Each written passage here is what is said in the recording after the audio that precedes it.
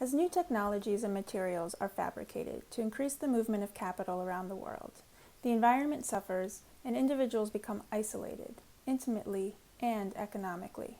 At this time of physical distancing, how can we navigate a new reality? The Bronx Council on the Arts has responded by transforming our exhibition, Confidence in the Future, into a digital experience. With the onset of the COVID-19 pandemic, the artworks in the exhibition appear more relevant than ever. The artists reflect on climate change, capitalism, the power of ancestral wisdom, and also offer new ways for people to relate to each other and our environment. Let's explore together as the artists in Confidence in the Future powerfully move us through time and space to convey their concerns and dreams for tomorrow.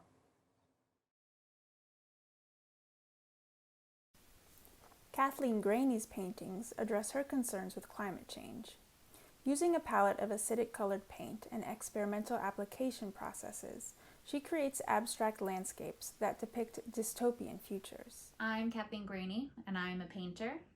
My work is grounded in traditional landscape painting, but it's informed by climate change and global warming. The show Confidence in the Future really resonated with me, and I wanted my work to be a part of it because as an artist and as a human, I'm gravely concerned with the warming of our planet. The work in the show deals with this idea of a dystopian future, a landscape so alien from our own, it could be another planet entirely. The work brings into question what will our future look like with contributing human factors? And that's really a conversation I want the viewer to have while looking at the work. Content isn't necessarily representational. It alludes to a landscape that is still serene, but also like a toxic reality. And I try to have that narrative or that conversation between the materials using acidic tones, non-traditional colors, and experimental brushwork, developing this oozy, messy, not sure what's happening landscape.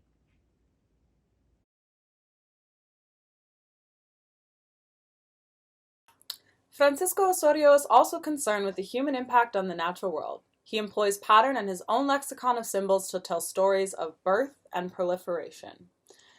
His painting, Within the Bottle, That's Where We All Are, stands as a metaphor for the limited and artificial environments humans have created for ourselves and the other inhabitants of this earth. It wants to question the notion that humanity is above nature. This idea that we are separate from the environment we are part of, polluted ocean, rivers, or the world in general. It is not a problem of nature, and not even of a country by itself. Instead, it is an issue of the whole components of life inside the globe. Additional paintings like Divided Planet and Blue Moon, City of Paint reiterate Osorio's passionate plea for human stewardship of the earth. The Alchemist, too, takes this message a step further and equates human care for the earth with care for each other. As the alchemist turns a rock into gold, one must turn a life of survival into a journey of transcendence to become a better version. As beings, we inhabit a world we shared. It is our responsibility to treat it with respect. Just as we should respect the world, we should respect each other.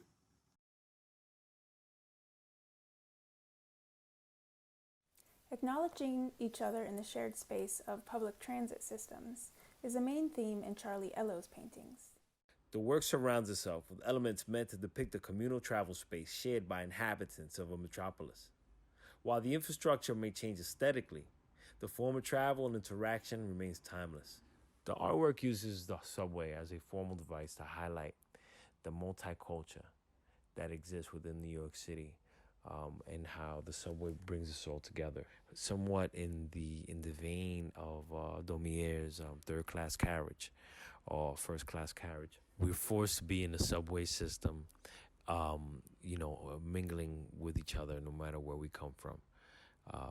The silhouettes remove characteristics of race or gender, and it just leaves us with just a human figure. What would it feel like to be in the subway, or to be in the tunnel, or be in the subway cart, just by those kind of grid lines, perspective line, and use of light and shadow.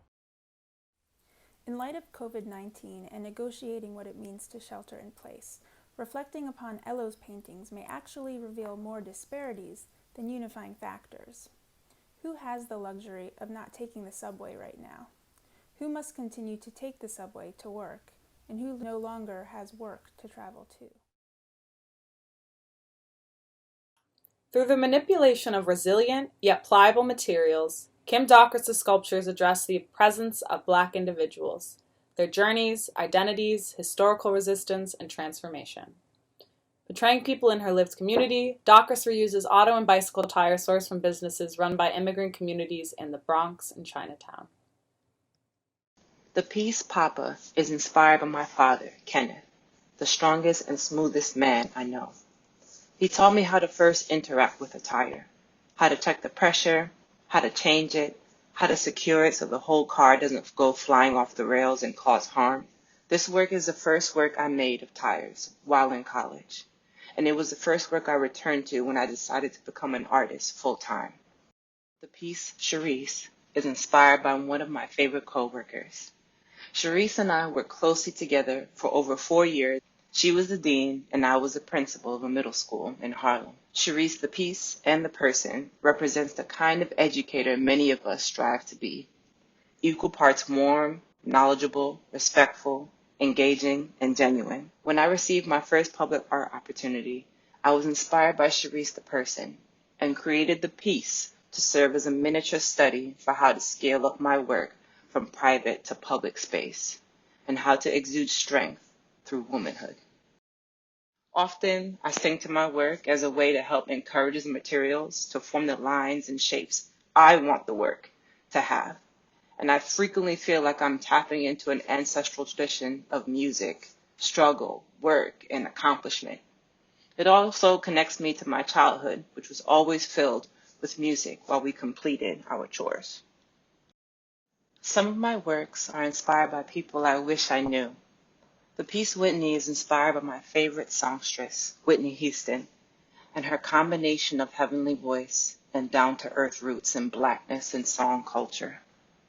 In her music video, I Want to Dance with Somebody, Whitney Houston's hairstyle consists of forward-facing brown curls with blonde tips. I've become consumed by this performance of identity through hair. I wanted to honor her by reimagining the songstress as unapologetically herself. Large, bold, talented, and Black with experience. To inform his varied artistic output, Dennis Redmond Darkeem reflects on his heritage as a Yamasee Creek Seminole and African American, while also considering the history of his home borough, the Bronx. The textiles, patterns, and imagery he uses in his collages and flags draw from the artistry and traditions of ancestors and portray the power and fortitude of his people today, yesterday, and in the future. My works are motivated and inspired by the history and trajectory of the Bronx. I explore the loss and the maintenance of identity. My work often speaks to the fear and the resistance that comes with transformation, gentrification, and displacement. His Landowner series overlays land deeds from the 19th century with historic and contemporary figures, evoking questions of ownership and rights. Confidence in the future acts as an open discussion for artists to express their rich views and the impact they want to leave for the future. Being an artist and an art educator in the South Bronx, it is important for my art to empower young people to find their voice and be able to confront their existence in their own, often underserved communities. Another forward-looking artist is Daisy Ferguson. Ferguson portrays the beauty of the gender non-binary in her acrylic paintings. Employing a flat, ornamental aesthetic, Ferguson's illustrated floral designs uniformly decorate the backgrounds and clothing in her portraits.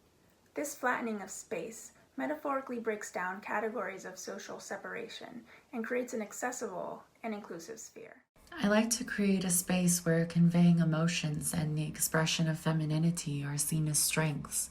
As a transgender woman, it's important to me that softness and feminine nature can be embraced and accepted. My paintings are an expression and representation of who I am and who I'm becoming.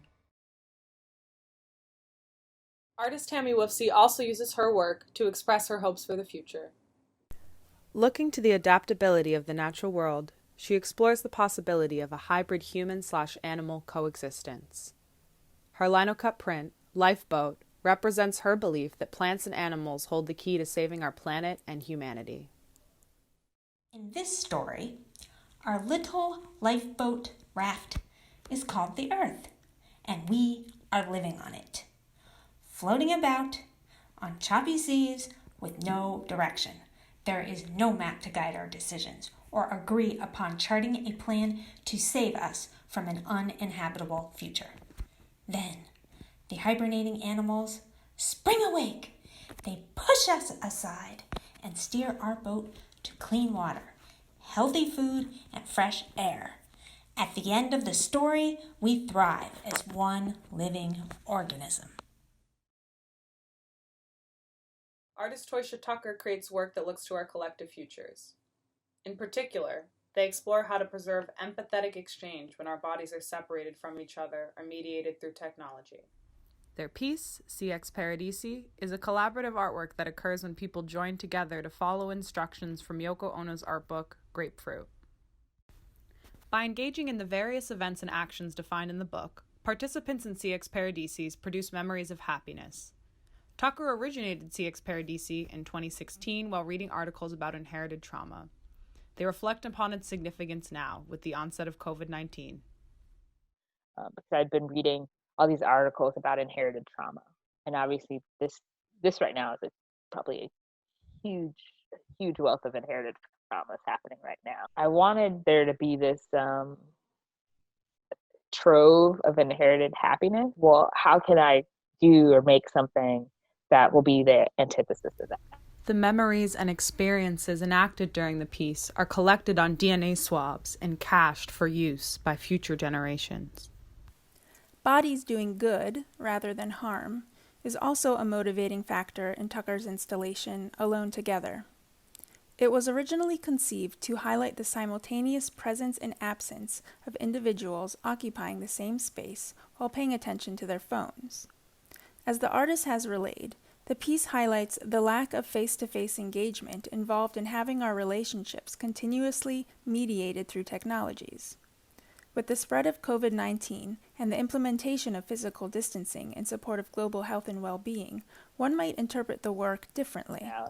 And so I think about how it's just sort of in this space on its own, deteriorating without the activation of people, right? It's just like the technology thing where all these cell phones and absent people are not engaging with each other, but outside of that space, they're using they're using their cell phones and their computers and their Zoom things to do exactly what I was like, you should be doing in person, but we don't have the option now to do it in person.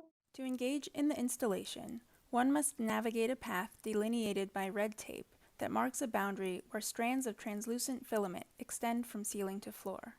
The filament stands in for absent bodies, and red stripes on the filament stand in for smartphones. If you cross the tape, you may dislodge the filament, or perhaps, in our current interpretation, infect the bodies. Thinking about the significance of their work not only for the future of human relationships, but the hopefully unique circumstances we find ourselves in now, Tucker shares some reflections. If we come out on the other side of this and we're still doing the same thing, I don't know, it'll be terribly sad.